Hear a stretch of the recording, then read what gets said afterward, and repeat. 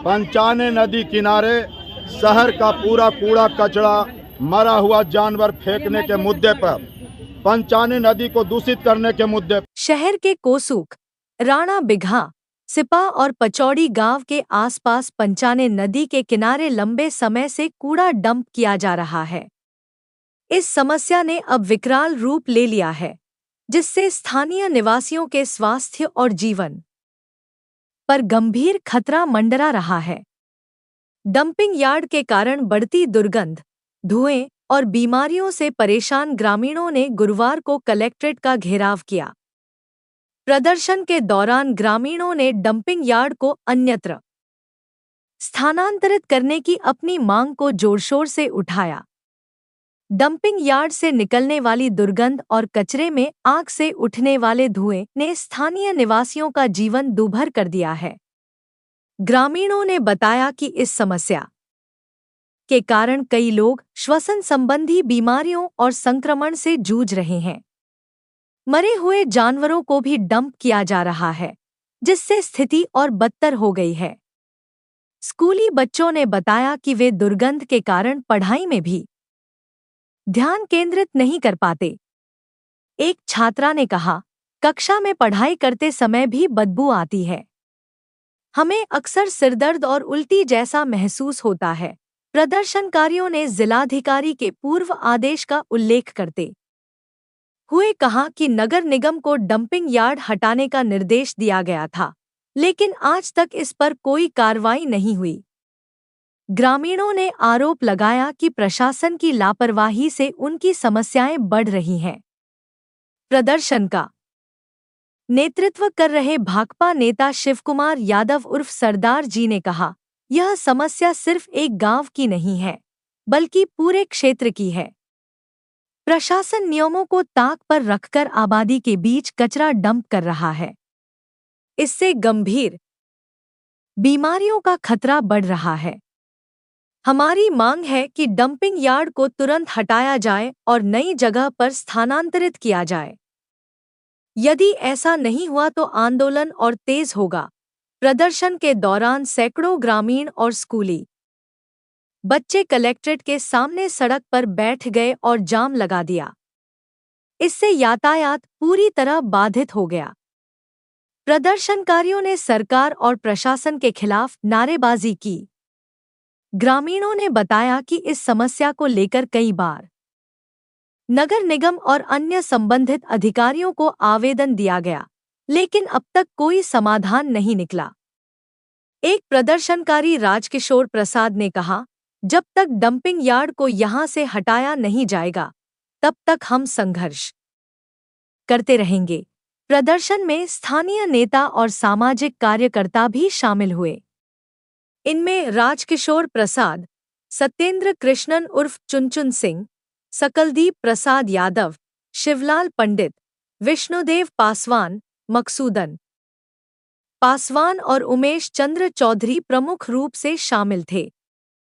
सभी ने एक स्वर में प्रशासन की कार्यशैली पर सवाल उठाए और डंपिंग यार्ड को तुरंत हटाने की मांग की।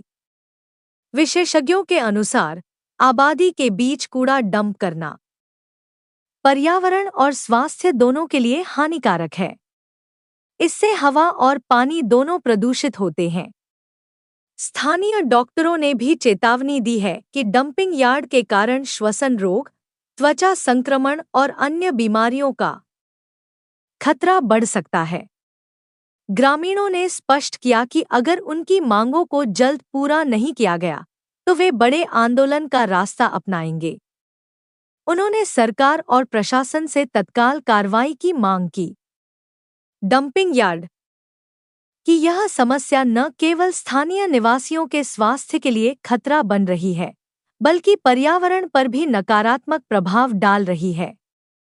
ग्रामीणों का गुस्सा इस बात का संकेत है कि अगर जल्द समाधान नहीं निकाला गया, तो यह आंदोलन और बड़ा रूप ले सकता है। अब यह देखना होगा कि प्रशासन कब और कैसे इस समस्या का समाधान करता है।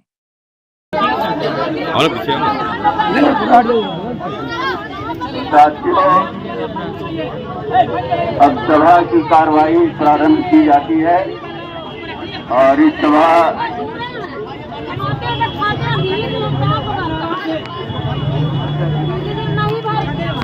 आप लोगों को भी जग जाहिर है और पता है, मीडिया बंधु लोगों को, कि हम लोग 29/2/24 को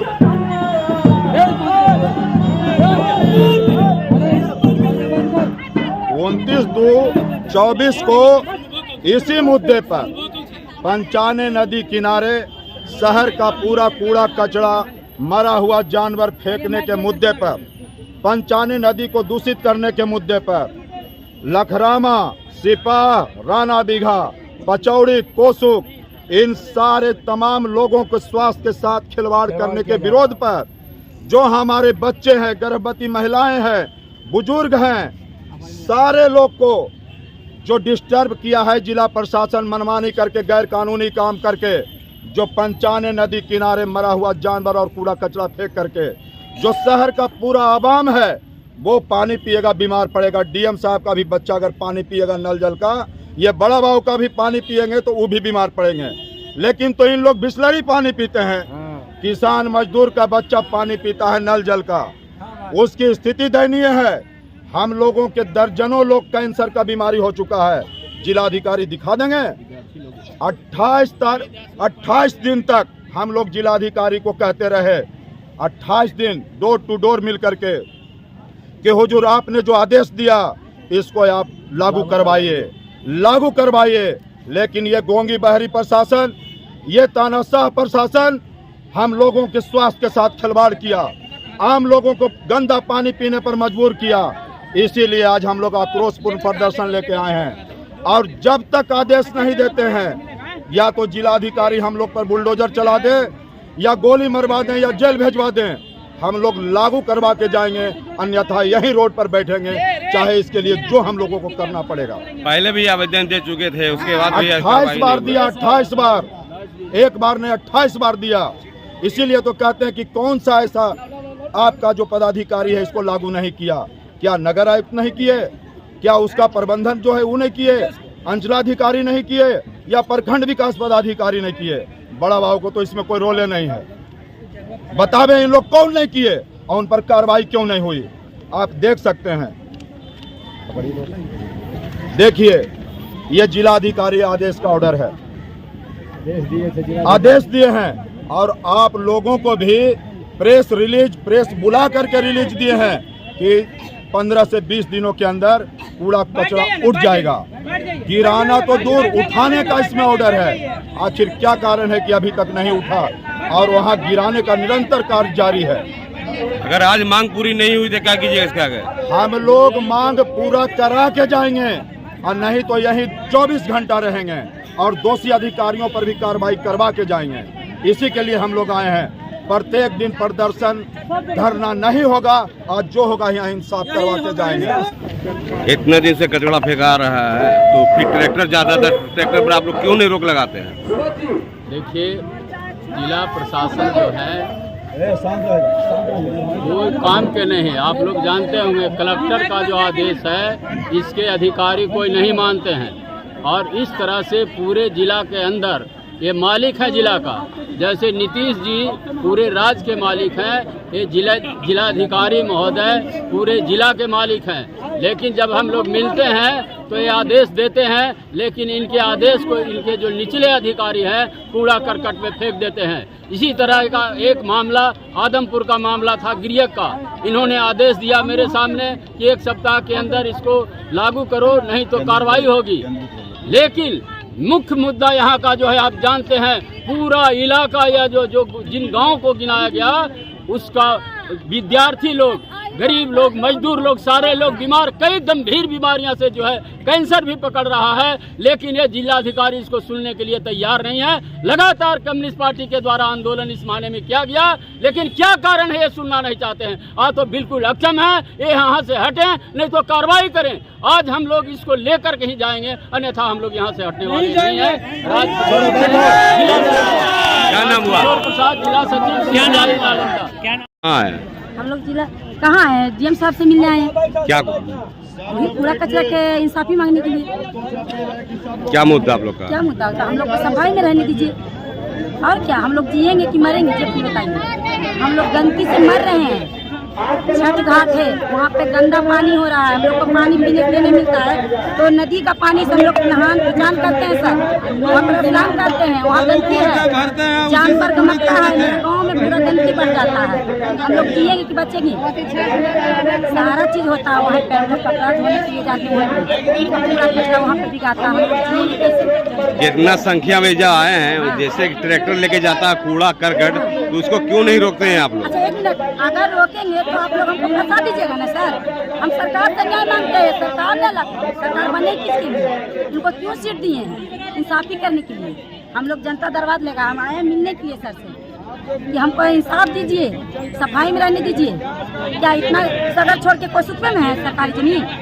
या किधर होगा? हम चाहते ही कि न्याय चाहते हैं कि हमको कूड़ा हटा दीजिए, कहीं साइड में लगाइए उसको, जहाँ आदमी के पास ना हो।